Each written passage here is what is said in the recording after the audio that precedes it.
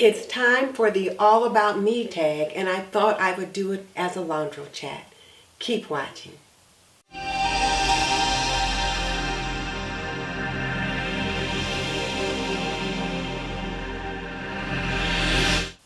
Welcome to This and That with Denise Jordan. I teach women how to make wise home health and beauty decisions so there's less chaos in their homes, they lead healthier lives, and they feel beautiful from the inside out. And today I am answering the 12 questions in the All About Me tag, which was created by Shakia and Ms Catlanta. I watched Miss V do her tag and a few others, and I thought that sounded so interesting, and I thought I would like to jump right in. So here you go. I printed the questions off, so you'll see me look at those from time to time just to make sure I know where I'm at. So let's get this LaundroChat started. And the first question is, what is my zodiac sign? And I typically don't pay much attention to that kind of thing. But since it was one of the questions, I did go online and I looked it up. And I always knew that I was a Cancer, but I just really didn't pay much attention to what the Cancer traits are. And it said that Cancer, here, let me read it to you. It said, Cancer, the fourth sign of the zodiac, is all about home. Those born under this sign are roots kind of people and take great pleasure in the comforts of home and family. Cancers are maternal, domestic, and love to nurture others. And I thought, that is so me. It is the way I act. It's the way I've been as a wife and mother. Our house was always the Kool-Aid house on the block. And it's what I chose as a profession of nurse. So that pretty much held up to what the expectations are for Cancer. So I thought that was interesting.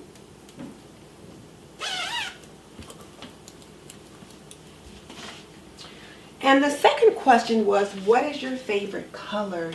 And my favorite color is yellow. I like yellow flowers. I've had a yellow car. And I like a lot of yellow clothing, but it's not a color that I wear easily. So I really have to shop for just the right color. And actually, it's one of my sorority colors. Our sorority colors are yellow and green. So I wear a lot of yellow.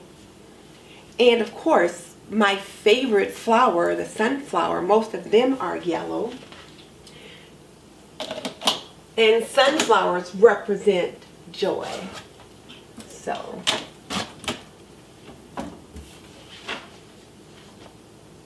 red is my second color. And then the third question is, I've always wanted to. Let me just get some of these shirts up that I've got to hang. I'm going to hang them over this door so I don't keep going off camera.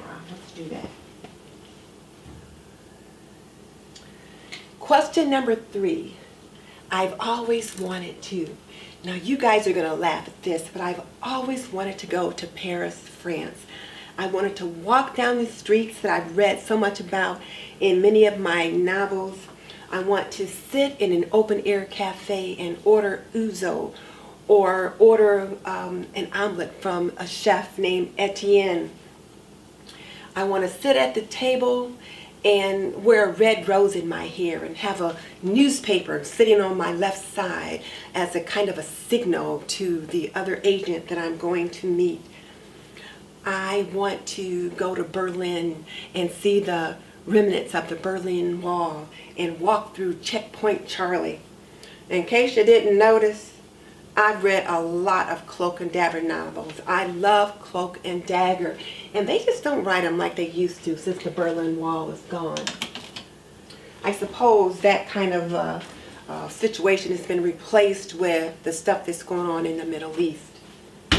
But those were the kind of things I always wanted to do. I just saw myself growing up and becoming a spy. And then I got married and plans changed, but some dreams have not.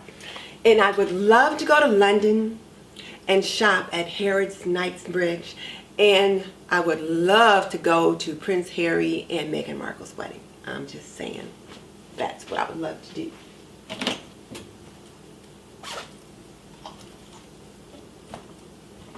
I should have got these out of the dryer a little sooner. Let's see.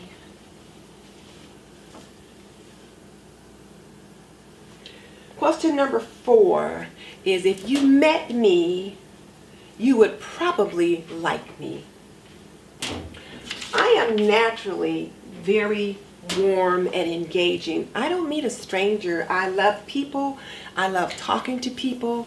I like to find out where people are from and what their names mean and just all kinds of stuff like that. Actually, I'm probably just a little bit nosy because I just love to find out about people and things like that. So you would like me if you met me. Now, if you were one of my student nurses and you did something that you weren't supposed to do, or something that you weren't instructed, or something to endanger a patient's life, you might have a different story. For my freshmen or fundamental students, I'm warm and fuzzy and I'm their mother. But when they become seniors, I am not as nice. Because by that time, I expect them to have a certain amount of skill set and they're going to be going out on their own. So they need to be more proactive and autonomous and that kind of thing. So it all depends upon who you talk to and what role you meet me in. In my personal life, I'm very warm and personable. In my professional life, I'm also warm and personable, depending upon what your needs are. Question number 6. My real age is old enough to know better. Some days I feel like I'm 45, and some days, depending upon what's going on in my life, I feel like I'm 95. Most of the time, though, I feel pretty good and I feel like I'm pretty youthful. Oh, question number 5 was my real age. Question number 6 is my favorite thing to do. My favorite thing to do is work out. I love to work out. I just love to hit the gym or hit the yoga mat and get it on. And when you're done, or when I'm done, my body just feels so good, just so mobile and relaxed and flexible. I love to work out. Probably my second most favorite thing is gardening. I love to grow flowers. And just to quote a line from Pearl Cleage's book, What Looks Like Crazy on an Ordinary Day, she said something to the effect that all women should be able to cook good food and grow flowers. Food to nourish the body and flowers to nourish the soul. And I have embraced that. I am a true believer, and I can cook good food and I can grow some flowers. So the food is for the family and the flowers are for me. So as I said, I love to garden. So stay tuned throughout the upcoming weeks, because I'm going to kick off my garden series and you'll be able to see some of that. Okay, I think I'm going to take these over to the counter now. I think I've gotten out all the things I've got to hang up. So let's move over to the counter. Okay, let's see where I left off. Number 7, when I'm not watching YouTube.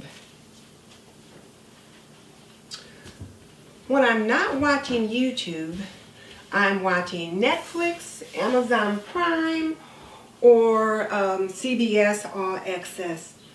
I like The Blacklist. I like Orphan Black. I like The Crown. The Crown is amazing. And I swear, that doggone Prince Philip needs to be smacked. But I love The Crown, and I love The Good Fight on CBS All Access. It's a spin-off from The Good Wife, but it's got 3 of the women that were in The Good Wife in this, and it is amazing. I can't wait for it to come on. So The Blacklist, CBS All Access with The Good Fight, The Crown, Downton Abbey, Orphan Black, Designated Survivor, Scandal, and How to Get Away with Murder. Those are the things that I'm watching when I'm not watching YouTube. So let's see. My ideal mate is, or has to be, or has to have. My ideal mate. Now that was a tough one. And I guess because your thoughts about what an ideal mate is changes from when you're 21 to when you're 41. So those kind of things change. But for my ideal mate, he must be kind. He must cherish me. It must have a sense of self, meaning that he's got to have a sense of his own accomplishments so that he is not threatened by the accomplishments of others. He must be faithful, a good father, and a helpmeet. So what I mean by that is that he's got to be a help to me. I don't need someone that can't help me do things, because as a girl said somewhere else, I can do bad all by myself. So I need someone who is a help to me. And when I'm in a point, regardless of whatever is going on in my life that I can't do, then at times he might need to take over. And that would be important, I think, as well.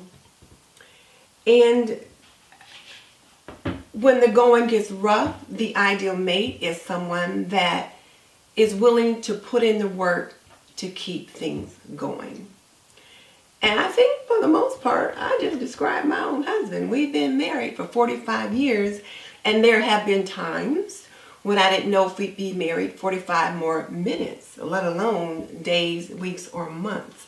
But we managed to continue to do the work, and I think we're in a pretty good place. So I think there's that.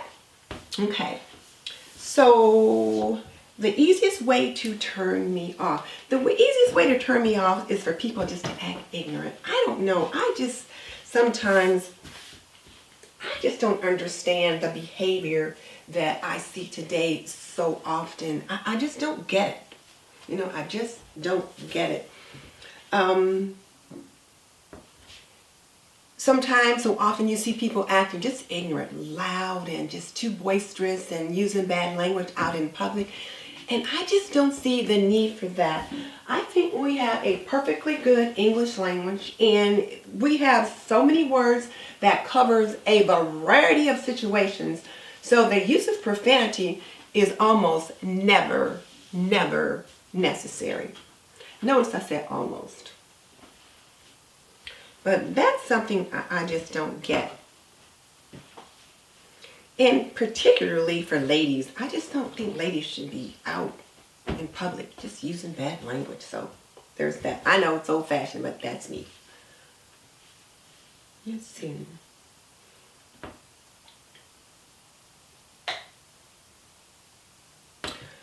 I like to do what first thing in the morning? The first thing in the morning, what I like to do is work out. I like to get up, hit the mat or hit the gym, work out, and then after I've got my workout on, then I like to take a nice hot bath to relax. It's like a treat after that morning workout. Let's see what else. If I became rich, I've thought about this often. If I became rich, the first thing I would do is buy me a new house. And I would buy a new house that suits the way we live today. You know, this is the second house that we purchased, and the first house suited us for how we lived then. When we bought this one, it suited us for how we lived then. And it's okay for how we live now, but sometimes I would like a little bit different floor plan. So I'd buy a house that suits the way we live now. Then I would buy some stock in Facebook, Google, and a few other blue chip entities. I would establish a trust fund for my grandchildren so that we could get begin to establish generational wealth. You know, we'd leave a legacy of generational wealth, not just wealth that I accumulate and then the second generation spends it all, but get to a point where we have money for the generations, you know, like the dynasties that you see. I would like to do that. And then the last question is, if I could be anyone in the world, who would I be? You know, there's no one else that I would want to be. At first, I thought I would like to be Oprah. Because, you know, Oprah has done some amazing things and she has helped so many people. But Oprah's been through some things and we know about some of the things that she's been through. And she appears to have come out on the other side. But that's just what we know. You really don't know what other people may have been through. I know what I've been through in my life, and I know the effects that different things have had on me. So I think I'd just rather be me. You know, I have all I can do, carry my own water. I don't want to carry somebody else's. So I wouldn't want to be anybody else. Well, that's it. Those are the 12 questions. So now let me ask you, what was your most interesting answer out of the 12 questions that I had to answer? I should have got, no, he doesn't. I gotta hang that one up. I'll just sit it over there.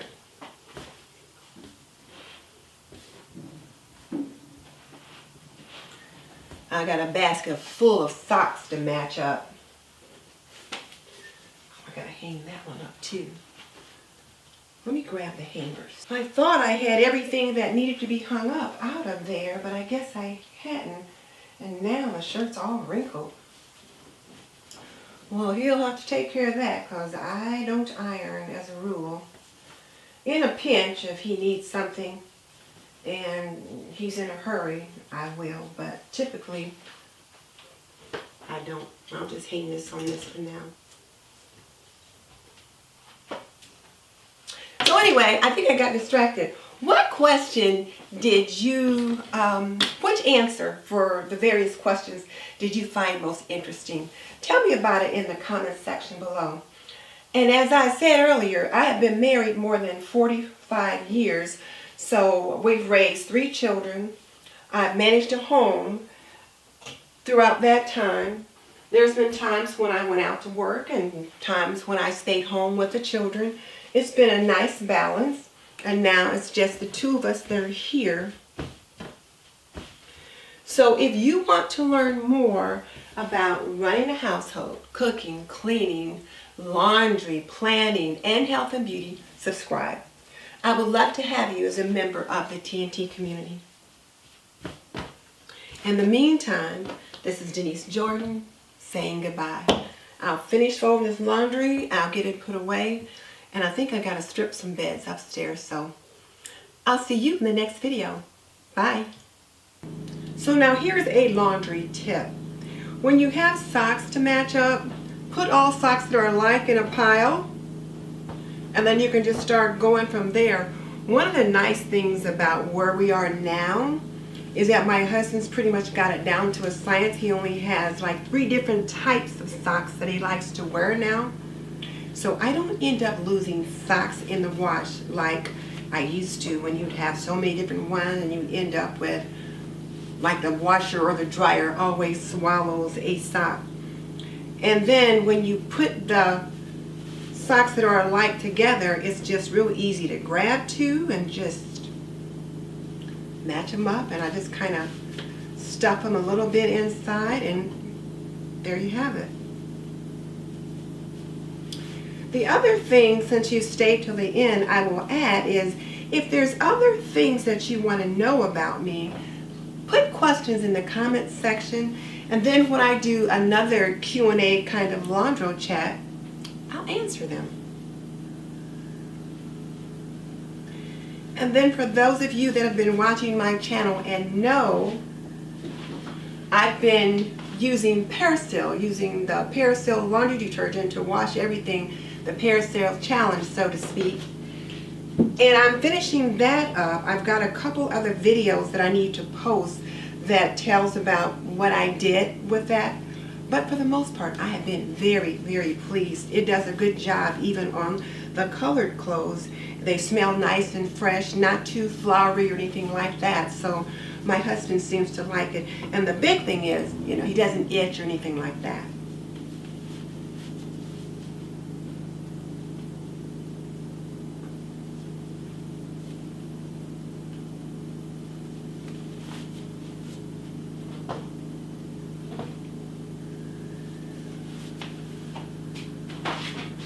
So these are done. I'll drop these socks in the bottom of the basket. And let's see.